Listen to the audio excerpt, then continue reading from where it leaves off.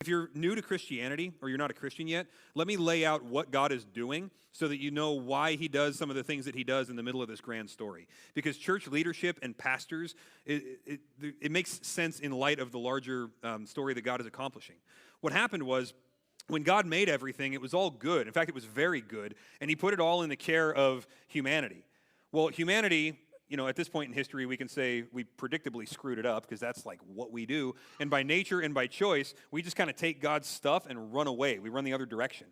So when we took stuff that God made and misused it, he, at that point, had every right to destroy it.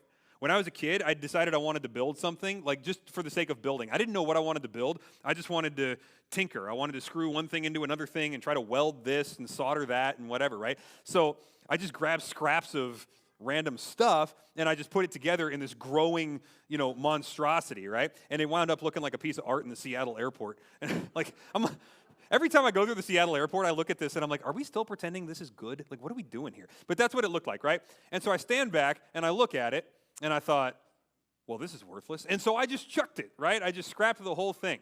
Now, was that morally wrong for me to destroy my work? No, it's my work. I can do what I want with it. If you showed up and took it and destroyed it, then I would have a legitimate case that you had wronged me, right? But since it was mine, I owned it. I could do what I want.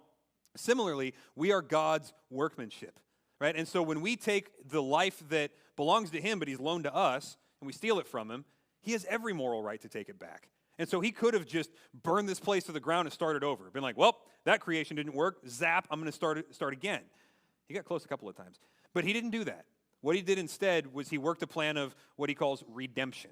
Redemption means he's reclaiming something to himself that had rebelled and run away.